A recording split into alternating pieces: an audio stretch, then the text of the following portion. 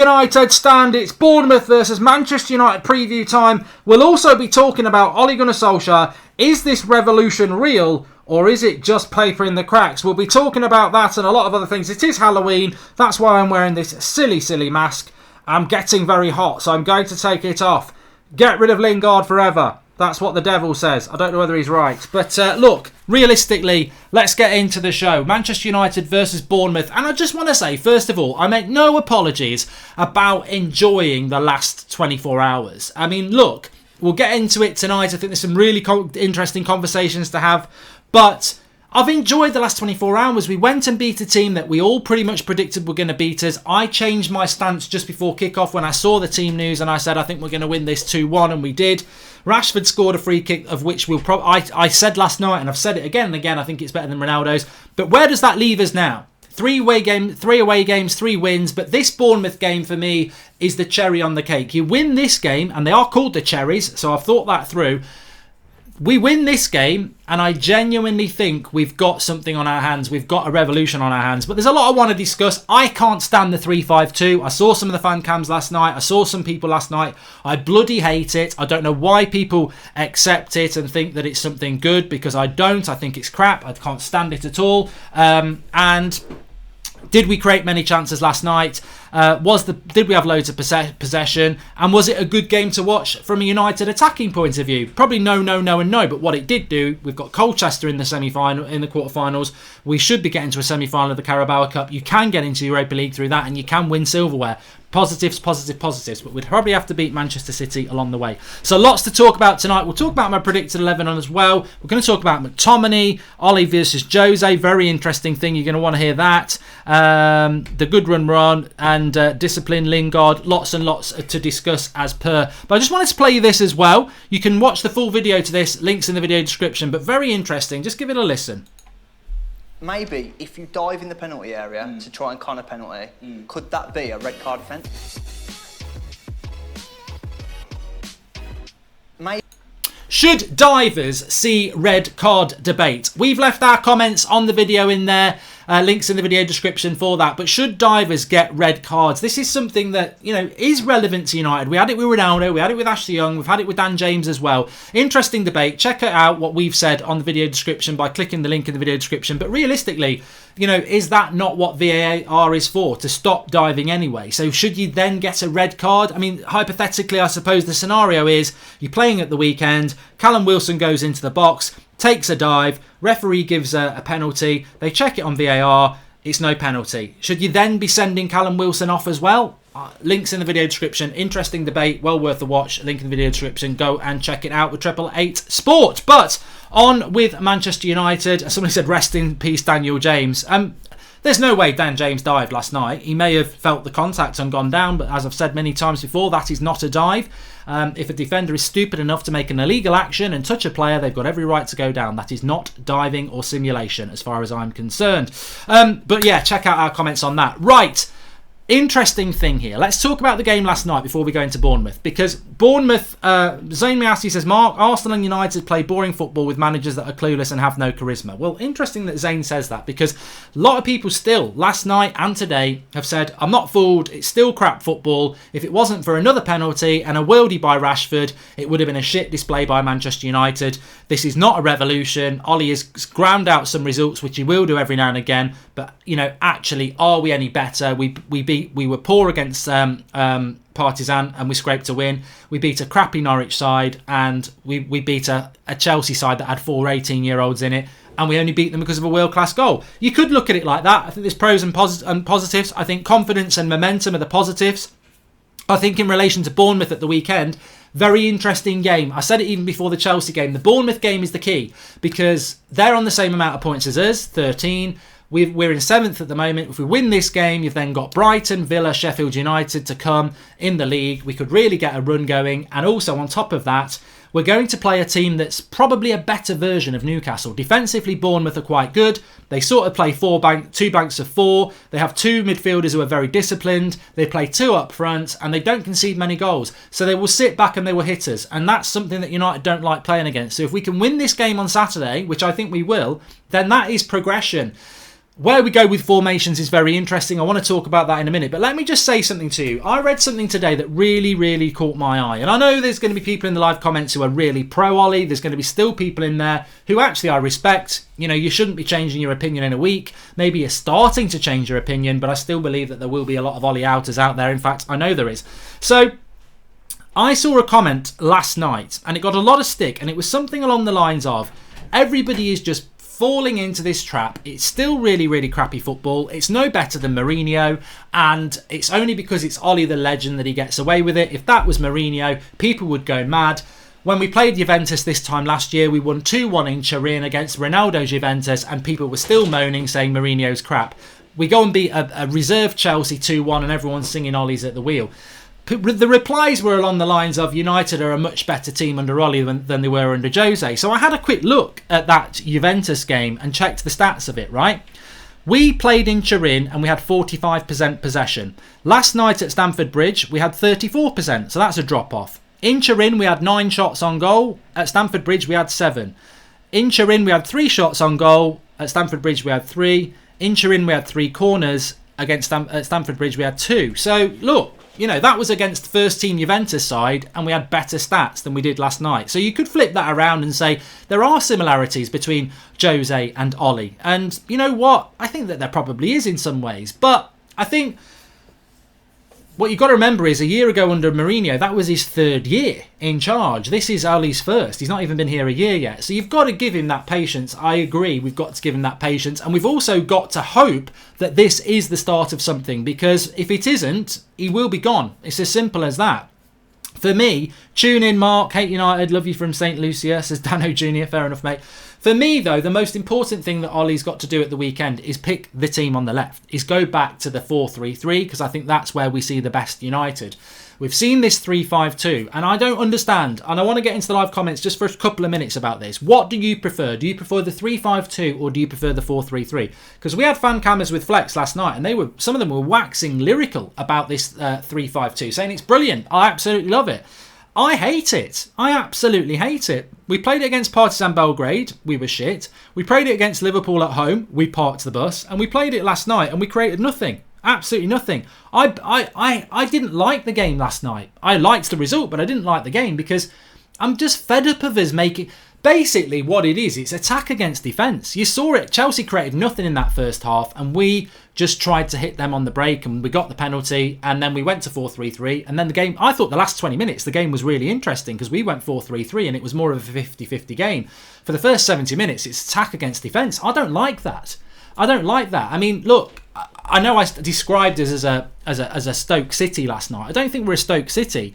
I think we're a Burnley with fast forwards, because we basically play better teams than us. We're very compact and we look to hit them on the break. But we're better than Burnley at doing it because we've got quick forwards like Rashford, Martial and James. But we're hardly ever on the ball. We don't create any chances. You basically soak up pressure we're like a sponge. We soak all the water up for about 20 minutes and then we just squeeze it in their face and try and score a goal in seconds. There's no momentum, there's no build-up play, and I know we want to be direct and we got fed up of the crab football under Van Gaal and Mourinho, but I don't like the 3-5-2, and I know a lot of people do. I hate it. I don't think we've played well with it. We don't create any chances with it. I don't think it's the answer. I think the answer is, when we went to 4-3-3 last night, we get rid of one of the centre-backs, we drop that extra player into the midfield, and suddenly the game starts being equal. Give Ollie time, he will make every transfer window count, says Nils Jorgen Doxrud. Well, you know, I'm not disagreeing with you, but I certainly think against Bournemouth, I really hope that we don't go 3-5-2. I hope we go with this team. And what we're starting to see with United is this, and I want to bring this in here. Do you think Lingard's done at United? Let's read some of your comments. A lot of people are saying 4-3-3 is the best, which is good to see. But what results across all competitions would you accept as a minimum to give Ollie another season? I'm hopeful he'll succeed, says Gordon Murray. I think if we get Europa League football, that's fine. After the start we've had, but I think the expectation had to be Champions League football at the start of the season. Please do smash a like on the video if you're watching. If only, and in fact, if you smash a like on the video, I might wear the mask again. But what I was going to say is, this is what we're starting to see under Ollie out of this last 3 games. Is there is a positive. We don't know what the formation is. I still would argue we don't know what the philosophy is because we're not seeing enough of it going forward. Defensively, we know we're good, but what we're starting to see is we can almost pick our best 11 at the moment. And I think if we play this team, the 4-3-3 on Sunday, we know the front three are Martial, Rashford and James. We know the midfield three is McTominay, Pereira and Fred. And we know that it's De Gea, Lindelof, Maguire and Wan-Bissaka. I think the only issue I've got is Ashley Young should retire. What's the point in Ashley Young? I know it's a question we've asked for a very long time and the answer is nothing. But he's club captain. He wears the captain's armband. He doesn't do it very well. I think Maguire wears it well, and I think McTominay, we'll talk about in a minute, could wear it well. So it's not like we need him to captain the team, because as I've always said, he couldn't lead a pack of ants to a picnic. And also, yeah, Luke Shaw's injured, so Ashley Young plays, but Brandon Williams is better than Ashley Young. There is no need to play Ashley Young. I think we're at that point, and maybe you disagree with me. I think we're at the point now where Williams should just start. No, it's not even about, oh, he's a good young player. I think he's better than Ashley Young. He should start.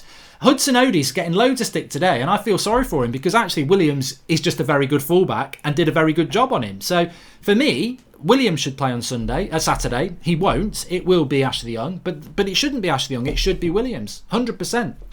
Who me says, depends on how fans look at football. Do people want to be entertained but sacrifice winning trophies, or boring, awful football and win trophies? It's interesting how fans view win or play good football. And I think you've hit the nail on the head, Who me there.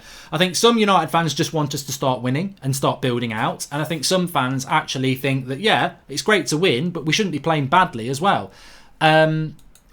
I think the truth is United fans are greedy, and I've got no problem with that. Maybe 3-4-3 could work. Defence of Lindelof, Maguire and Rojo. Midfield of Wan-Bissaka, Fred, McSauce and Williams. That's not a 3-4-3, mate. You've just described a 3-5-3 because you've got Wan-Bissaka and Williams in your midfield. It's not a 3-4-3. And we'd get swamped in the midfield with that because you put James, Martial and Rashford up front. So fair play, Quinali, for thinking out of the box, but that midfield would get swamped. You've got to play three people in the midfield, which I wanted to move on to next. Look, you know what? I thought Scott McTominay was brilliant last night. And I don't normally want to make my opinion on somebody now. I did say last season I didn't really get what he was all about. At times I said I think he'll end up at Preston at North End. I don't feel guilty for that. Because anybody who said, oh, McTominay's a player a year ago, you're a liar. Unless you're down coaching with him, or you're Michael Carrick or Sir Alex or Mourinho, who said he's a good player a year ago.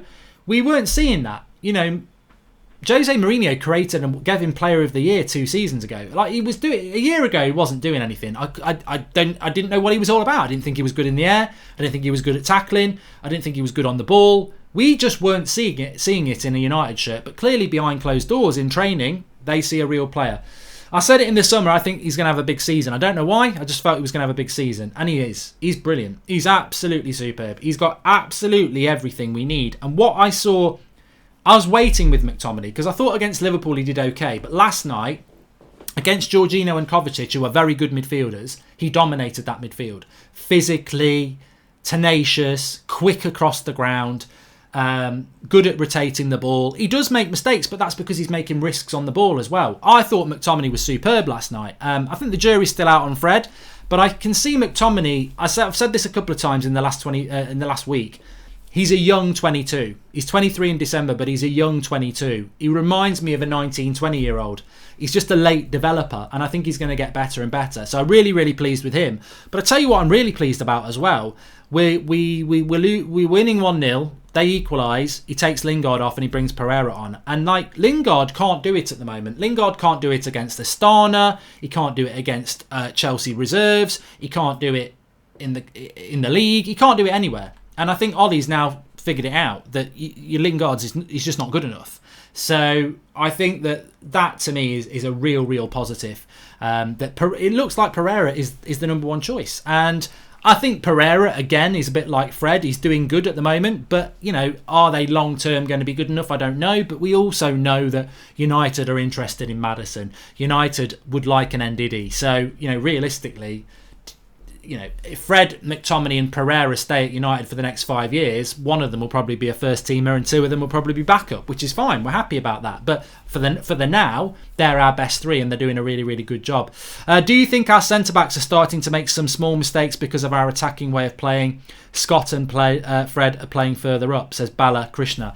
I just think you're more exposed to making mistakes when you're having more of the ball at you. If you're Man City's defenders, you probably don't make that many mistakes because you're probably only defending for 10% of the game, whereas 90% of it you're attacking with your attackers. You flip that around with United, 90% of the game we're defending, so there's more chances of you making mistakes. I mean, the goal we conceded against Batshuayi was embarrassing for all three of them. Rojo, Maguire and Lindelof, they don't need us to know that it was an embarrassing goal to concede against, what is not even a Premier League striker. So they've got to learn from that. But I almost think, I said it last night, I don't like the three centre-back thing. I think it makes me want to throw up. It's defensive. I just hate three centre-backs. I don't like it at all. And what we saw with that goal last night is it can also confuse you. You can have too many defenders. If you've got two defenders, they're on the edge. They know they can't make mistakes. They know their responsibilities. If you've got three, are you getting it? It's a bit like the Chuckle Brothers. To you, to me, are you getting it? Am I getting it? So I don't like it. I don't like it at all. And that's the formation I want to see at the weekend. And that's the best formation we play. And that's the formation that got Ole Gunnar Solskjaer the job, remember. I've said this time and time again. If Ole is going to get the sack, I want him to get the sack doing what he did to get the job in the first place. Not some new 3-5-2 crap that I don't actually like. And I think it's a myth. I do. I think it's a myth. I think the 3-5-2, these fans who keep talking about it, I think it's a myth. Like, we've played it 3 times and we've not played good football in any of those games. I thought the first half against Liverpool, we caught them out for half an hour. Then they figured it out and then they had it sorted. But I want to see them play the 4-3-3. Bringing it back to the Bournemouth game for a minute, because it is a preview. I'm going to go with the United win. Now, I'm going for a hat-trick here. I've not only got the result right, I've got the result and the score right as well. So I'm going to go United to win 3-1 against Bournemouth. My reasoning for this is the sort of game United should win if everything's going well. It's also the game that United need to win. We must win this game. I think if we were to draw, or God forbid lose, the last 3 results would fade away into, Partizan Belgrade are shit, Norwich are shit, and Chelsea's reserves are shit. So, Bournemouth is the hardest game out of all these 4. I like the momentum we've built towards the hardest game, and I think we will win. The reason I think we'll win is, I remember us playing Bournemouth last year. I can't remember when it was. I think Jose was in charge. Or what? I can't remember. Somebody in the live comments will know. But what I remember is Bournemouth played quite well against us, but they don't have a real... I don't think Bournemouth are capable of scoring 2 goals against us, is what I'm trying to say. But I think we're capable of scoring 2 goals against them. I think we'll outscore them. I'm not saying we'll play the better... I don't think we'll play the better football. I think Bournemouth may come out of the game the better team, but I think we'll be more clinical, and I don't think Bournemouth will score enough goals against us. But it's going to be a real challenge because, much like Newcastle... Eddie Howe ain't stupid. He knows he's the underdog. It doesn't really matter. He's always going to be the underdog against United. And what he will do is, he will say, if we keep 2 banks of 4 behind the ball when United get the ball, they're going to find it very hard to score against us. They're going to have to produce a worldie like Rashford, or they're going to have to get a penalty. They ain't going to create chances because they don't create chances. So that's going to make it very interesting. But I've just got a feeling it's going to click. I think United are in a moment of momentum and confidence, and I think it's going to click. Nick P says, Mark, the reason why McTominay didn't look that special is because he wasn't. He was Jose's experiment to look good. He took a punt on a tall youth player. But Nick, maybe you're right. I don't feel guilty for saying I didn't think McTominay was good enough, because you judge a player on what you see, and I didn't see anything in him, but I do start to see something now. I do. I didn't a year ago. You're always going to get people who are saying, "Oh, you gave him a load of shit, and now you're living up his arse." But that's football. Hello, welcome to football. I've been watching it for over 30 years. That's what happens. Players get slated and they turn it around. Players do well and they mess it up. Some players are good all the way through their career. It's just football. It's the way it is. McTominay, I couldn't see what the big deal was all about. Now I can. And what I've always said is I love to be proved wrong at football. I love it because ultimately, if I don't think a United player is good enough and they turn it around, who benefits? Obviously they do, but so do I, because United suddenly have a good player for free. It's great. And like with Rashford last night, I mean, what do you think about that free kick for Rashford? Let me just take this comment. Bournemouth are potentially a banana skin waiting to happen. They have a gung-ho approach and decent forward line. Wilson, King, Wilson, Fraser, but they're not solid at the back. A lot of open space. I disagree with you, Humi. I think Bournemouth are well organised under Eddie Howe. They have the 2 sitting midfielders who block the passing lanes. I think they've got a good... They're not brilliant at the back, but they've got... I mean, Aki's a good defender. Their keeper's okay. I think they're a good team, Bournemouth. And I think that, flip it the other way. If we were to lose that game, we could be down to mid-table again. And I think people would say... Look, ultimately, there's no need to be negative. There's no need to be positive. We're feeling good at the moment. I think we're going to win. If we didn't win, we should be winning. There's no excuse. We've got to win this game. I said it after the Norwich game. That's step 1. You've got Chelsea was a bonus because it's the Carabao Cup. Step 1 was Norwich. Step 2 has got to be Bournemouth, and then step 3 has got to be Brighton. We've got to take 9 points. We've took 3. Zayn Miasi says, Mark, the moment oil wins, you get carried away. You are like some of the Arsenal fans until Klopp and Pep leave. Liverpool and City will dominate for years. But Zayn, I'm not talking about that. I'm talking about Manchester United trying to get back into the race for top 4. I mean, I know we're nowhere near winning that. The league or getting close to Liverpool and Man City, and most people do. Let's talk about the Rashford goal, the free kick. I was talking to Flex about this afternoon. Where do you sit on the Rashford goal with relation to it's brilliant, but you know what's going to happen with Rashford now? He's going to be on free kicks for the next 4 years, and we're all going to be waiting for him to do that again. How long has it taken him for him to do that? And I understand why Ollie says he does it all the time in training, but I've said this before. I'm sure Rashford does all sorts in training. You can see that Ollie loves Rashi, so he must be doing something in training, right? But football history is full of players that are brilliant on the training pitch and don't replicate it on the football pitch. That free kick from Rashford last night was absolutely unbelievable. I actually thought it deflected off the wall, and it didn't, did it? It got all over the place. But somebody said to me today, that free kick could be the worst thing that's happened to United, because he's now going to take every single free kick you've got and they're going to be wasted because he ain't going to score many free kicks like that. He might score another one. He might score one at the weekend, but he ain't going to score consistently from those types of free kicks. He's basically a Ronaldo free kicker, and he's shown he can get the technique every now and again. But how many free kicks does Ronaldo score? He doesn't take free kicks like Messi and or Baggio or Del Piero or Beckham, where there is, they're curling the ball, they're causing problems. They've got to hit it perfectly every time for it to go in, and it won't happen. So we're going to see with Rashford now, is it worth that one moment? And I said last night it was, for 8 months of crap free kicks, and he's having 2 or 3 a game. So he's probably going to have a success rate of somewhere around 1 in every 50. But I thought it was worth it last night. But I think we are going to see a lot of misses again. Do you think that even if we had... here we go. Safe Rahman says, do you think that even if he had 10 years, Ollie could compete against the likes of Klopp and Guardiola? Please say Salah, you slag on stream. Thanks, says Safe Rahman.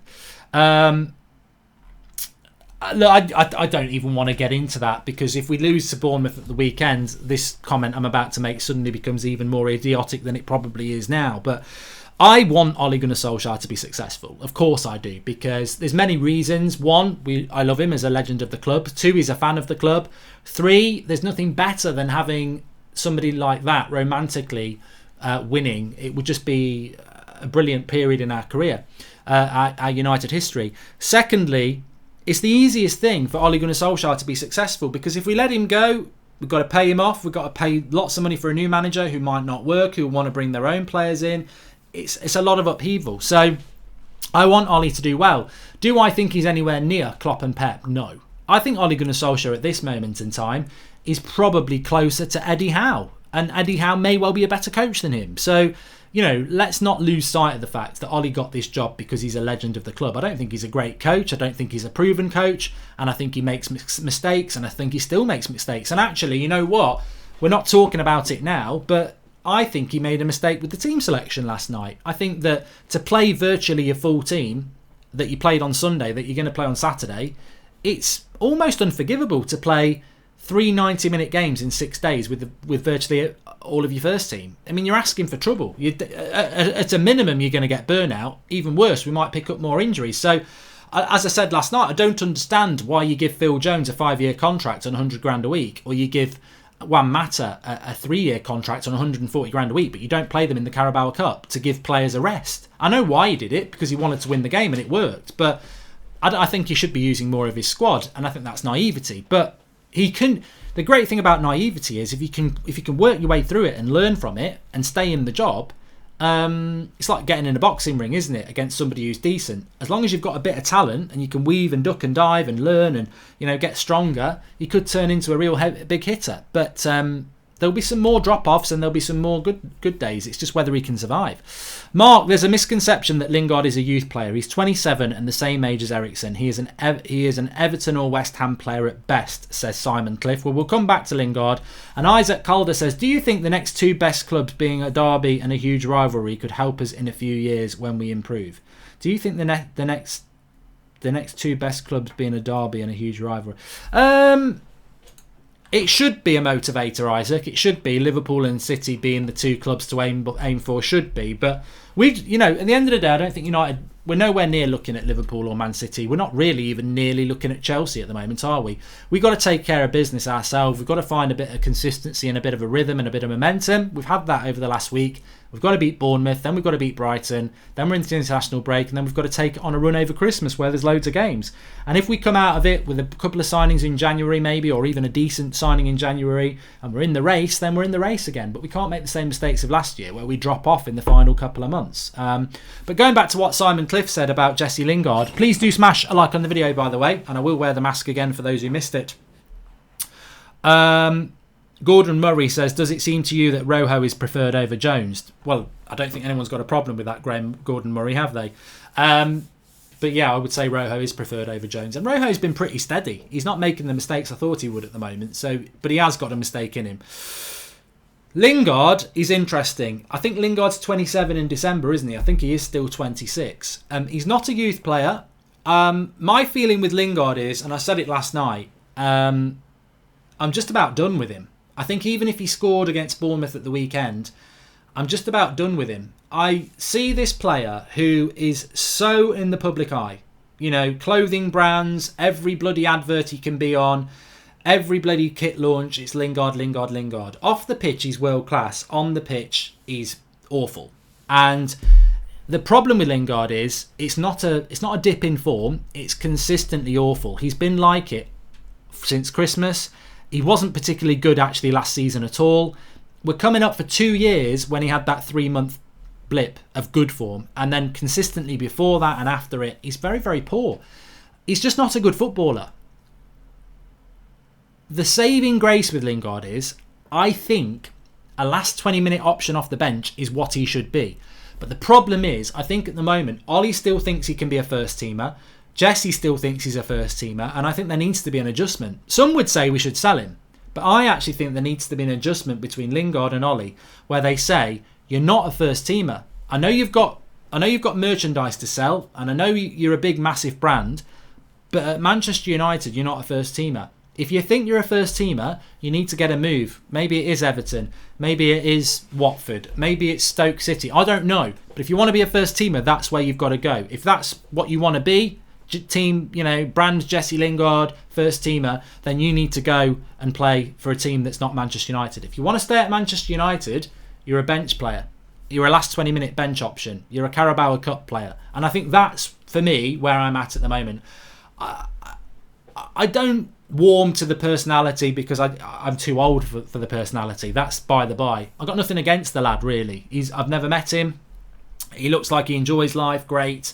He looks like he loves playing for Manchester United, loves life, loves football. Great. And it's much the same with Pogba. I don't really have a lot in common with Pogba as a person. But Lingard is like McTominay. I'd love him to turn it around. I just don't see it happening. And I think he's been given so many opportunities in games where he should be turning it around. I mean, look, we've seen him playing against crap Europa League teams. We've seen him playing against crap Carabao Cup teams. And he gets overshadowed. And that shouldn't be happening.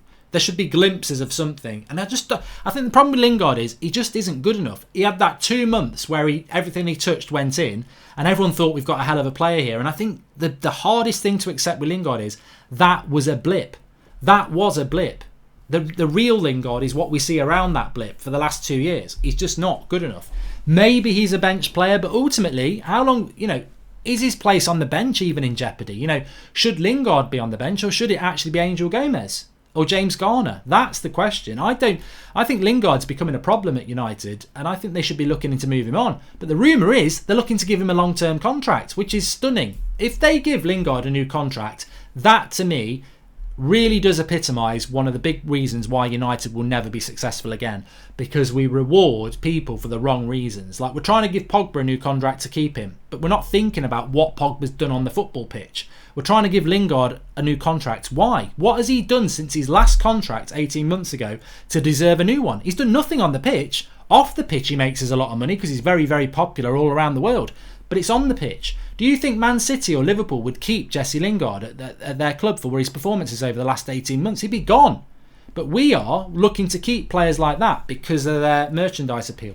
Players are trained, taught to shoot for the middle of the goal. The way these balls fly can go anywhere. If you nail it, it's a wonder goal, but majority of the time it can go anywhere. Rose Ed Car Park. Thanks for that contribution, mate. And says, to me, a wonder goal is a sweet curling shot placed in the corner of the net. It's meant to be placed. Skill and class. Not a smash from 30 yards, a big lash. The best players caress the ball. I think that's what I was trying to say in a very unarticulate way, I think the way Rashford and Ronaldo hit free kicks, if they catch it right, it moves all over the place and a keeper can do nothing. The way Messi hits a free kick, or Beckham, or Roberto Baggio, or Del Piero, it's a culture. Like, they're aiming for the top corner and they're curling the ball into the top corner. They're not smashing it, hoping they catch it right.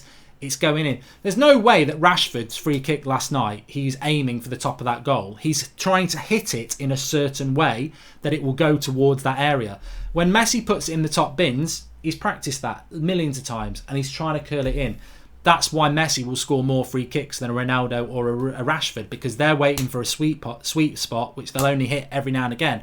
Whereas Messi, it's a technique thing. I wouldn't say it's hit and hope, though, no, Carmichael, I wouldn't say that. I mean, just very quickly as well, Paul Pogba. Where do you stand on Paul Pogba at the moment? I mean, that's something I would like to talk about. Do we miss Paul Pogba at the moment? Yes. In my opinion, we do. We definitely do miss Paul Pogba, but what I would admit is that would Pogba have made a difference in a game like last night? I don't think he would have done. I think the way we're setting up at the moment probably doesn't suit Pogba. Fred's very tenacious and quick across the ground. He's not that good on the ball at the moment, but he's quick across the ground. McTominay is quick across the ground. Pogba's not quick across the ground when it comes to the defensive side of things. He's quite a languid runner. When he's got the ball and he's in his stride, he's quick. When he's going forward, he's quick. But defensively, he's not. And I just wonder, the best place for Paul Pogba is where I play him on my FIFA career mode. Shout out, Mark Goldbridge, That's Football, episode 5 tonight. Where I put Paul Pogba is, I actually play Fred and McTominay as the 2, with Pogba as the head of the 3. So for me, when Pogba comes back, he should play in the Pereira role. I don't think Ollie will do that. But I think that's why we do miss Pogba, because I would like to see Pogba in the Pereira role. Yes, he's got to track back a bit, but ultimately his licence is to be more attacking, and that's where I think we get the best out of Paul Pogba. And actually, Gabriel Medina's just said that Pogba would make a difference as the creator, which I totally agree with you. So no, I don't think we're missing Pogba massively at the moment, defensively. But how many chances are we creating? Not many. I think if you drop Pogba in that Pereira, Lingard, Mata position, I think we would create a lot more, because he's so good at seeing the runs. And, Rashford's making loads and loads of good runs. Martial makes loads of good runs. Dan James makes loads of good runs. But a lot of our midfielders aren't good enough to see those runs. The best player we've got in our midfield for seeing the runs is Pogba. United are going to get top 4, says Ahmed Hamdan. I mean, look, my prediction at the moment with United is I think we've got a very good run of winnable games in the league. Bournemouth is the toughest. Then you've got Brighton at home. I think it's Sheffield United away and Aston Villa at home. And then we've got Spurs as well, which I think is winnable as well. So we've got a good run of games before the Manchester derby on December the 7th. And I'm looking forward to it. I think if we beat Bournemouth on Saturday, we will beat Brighton, Sheffield United and Aston Villa. That'll be 15 points from 15 games.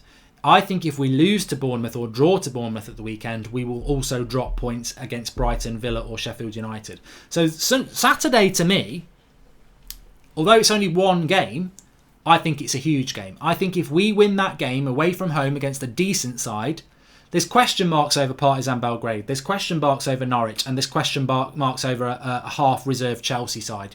But a first-choice Bournemouth side away from home, if we win that, I think the confidence and momentum will be with us. Martial's getting stronger and stronger. I think we'll go on a good run, and I think 15 points from 5 games will get us back into the race for top 4 going into the Christmas period. So Saturday is absolutely huge. My only concern going into this game, as I look at that lineup there, is I just don't want to see us playing the 3-5-2. I want us to go back to the back 4. Wan-Bissaka can defend really well. Maguire cost 80 million. Lindelof's a good defender. Tuanzebe's a good defender when he's back. De Gea's a great goalkeeper. We don't need 3 centre-backs. I don't think Wan-Bissaka going forward's that good. I want to see a back 4, and I want to see the width coming from people like Dan James and Rashford. I want Martial as the number 9 through the middle, and I want that midfield 3. That's the team I want to see, because that's the team. Throughout Ole Gunnar Solskjaer's career, the best games we've seen have been when we've played the 4-3-3. Even last week against Norwich was the 4-3-3. I'm not a fan of the back 3. Welcome to Terj Harkstad, the latest member of the United Stand Members Club. You're very welcome, mate. Thanks everyone for joining in. Absolutely loving the show tonight. Please do smash a like on the video. The Batman channel says, we're winning more games without him than with him. That says a lot about Paul Pogba. And Michael Southcombe says, hi Mark, all Lingard has done for us is score that winner in the FA Cup final, which we can't complain about. Yeah, we can't. But we need consistency. We need consistent performers. And what we're starting to see from United, McTominay's starting to get very consistent. Fred's consistent. Wan-Bissaka is ridiculously consistent. Maguire is very consistent. I know he made a mistake last night, but he's very consistent. Rashford, even in the last couple of games, is starting to be a consistent match winner. Martial, when he plays, is consistent. Dan James always offers something. The problem with Matic and Ashley Young and Lingard is that they don't offer anything. They are consistently bad. And that if you take out a consistently bad performer and you bring in a consistently good performer, you start to build a team. And the results are happening because people like Brandon Williams are coming in and they're consistently good. Pereira's better than Lingard. Brandon Williams is better than Young. It's as simple as that. Fred and McTominay are better than Matic and McTominay. All around the pitch, we're starting to plug the weak spots. And when you've got 11 players that have got no weak spots, doesn't mean you're going to win every game, but it means you're going to be a better team. And as I said, Brandon Williams should start against Bournemouth. He won't. Ashley Young will be back in, Youngie with the captain's armband. But I personally think that Ashley Young needs to go. You know, probably more urgently than Lingard because he's older. He doesn't offer anything. Just send him off with a gold watch and say thank you very much, enjoy your Christmas, because Williams is ready, and when Luke Shaw's back, that's left back sorted. We've got 2 left backs fighting it out with each other. I saw people last night saying get rid of Luke Shaw, we've got Williams now. Idiotic. Absolutely idiotic. You need 2 good players in every position. If Wan-Bissaka gets injured, we need Delo ready. If Luke Shaw gets injured or Williams gets injured, we need one or the other to come in and be ready. That's what you need. 2 players in each position. I think Pogba has played his last game for United, says Darmac Dave. I tell you what, I'll bet you 20 quid he hasn't. And everyone can remember that. He hasn't played his last game. He hasn't. And Time Lenny says we will lose at Bournemouth, believe me. That's the exciting thing about this. It's not exciting to lose, but if we did lose to Bournemouth, then we would be in a situation whereby all the last 3 games would pale into significance and we'd be back into the question mark era about what Ollie is. The pressure's on. He's got to beat Bournemouth on Saturday. A draw, again, I don't think it's good enough because we need to be winning these games. We've had a bad start to the season in the league. We need to win. I think we're going to win. I really, really do. Yes, I will put the mask on for you. It is Halloween, so here comes the mask. It's got to be worth a like. Aha! Aha! Aha! That's probably scaring some people. It's really me, Mark. I'm a nice person. I'm not trying to scare you. Anyway, thanks everybody for watching. Please do smash a like on the video. It's Halloween. If you are out trick-or-treating, make sure you brush your teeth because I've lost a tooth from a filling. It really hurts. But check out the video in the video description on 888 Sport. The debate about whether players should get a red card for diving. I don't agree with it, but check out the comments in that video. Very, very interesting. We're back tomorrow morning at 10 a.m. It's the Ole Gunnar Solskjaer press conference reaction. Looking forward to that. I'll see you in the morning for that one. Smash a like on the video, everybody. Enjoy the rest of your evening. I'm off to watch a classic Halloween film, Home Alone 2. I'll speak to you all soon.